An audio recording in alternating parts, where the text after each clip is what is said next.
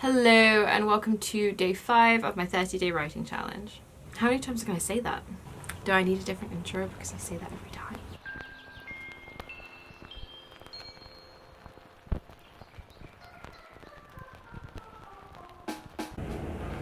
Today is a short day and that is because... Can you hear that plane? Okay, plane's gone. Today is a pretty short day and that is because we're talking about something very simple. It's something that I'm sure you probably already do. Probably my favourite way to find inspiration and brainstorm. Today I'm talking about using photos, using pictures, drawings, art of any kind, a visual cue for your inspiration.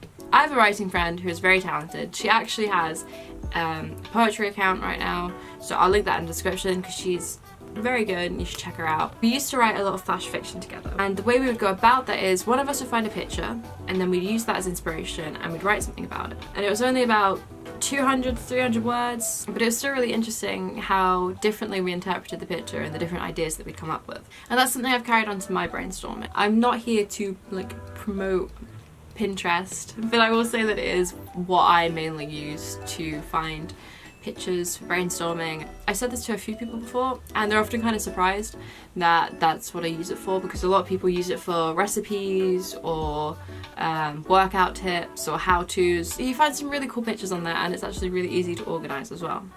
I have loads of boards for specific characters and for ideas that I'm writing currently, but I also have, there's one I have called Brainstorms that I use for anything that makes me look at it and go, oh okay, I could write something about that. I have one I save pictures of people to for character inspiration.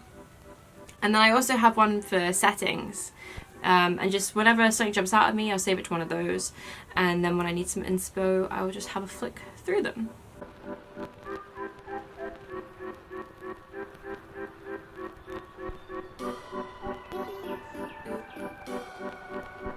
Obviously you don't have to use Pinterest to make mood boards, you can do them anywhere. You could make physical ones with paper, you could cut things out of magazines or even use old family photos or anything like that. I'm sure a lot of you do this anyway, it's fairly common. I'm pretty sure I remember reading that Maggie Stiefvater, I hope I'm saying that right, Maggie Stiefvater, when she wrote The Raven Cycle, one of the initial inspirations for it was based on a painting that she saw, and I'm pretty certain she's not the only author to have ever done that.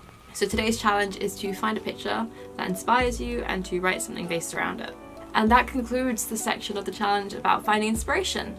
That's day 5 over, 25 days left to go. These aren't the only ways you can find inspiration, obviously, but they're just a couple I wanted to talk about to get us going at the beginning of the month. The one thing I haven't mentioned is the all-famed write what you know, and that's probably because it's kind of obvious. You will come across in your writing your interests, your personality, your experiences, that will all come across whether you like it or not. Writing what you know comes without thinking. But it's important to remember that it's okay to write what you don't know as well. If you do your research thoroughly, if you talk to people who have been through those experiences, and if you explore using your writing, you can use your writing to figure things out. This isn't about fiction, but one of my favourite poets, Sarah Kay, says she writes a poem whenever she needs to figure something out. And she'll write the poem and hopefully by the end of it she has a better idea, or at least a different idea about it. And I think writing prose is the same way as well. You can explore yourself and how you feel about things writing prose. So you don't always have to write what you know, you could specifically write what you don't know. And that is it for day 5. I hope you find some stunning pictures to write about. Remember to like and subscribe if you feel like it, and I hope I see you tomorrow. That is it from me. Peace out.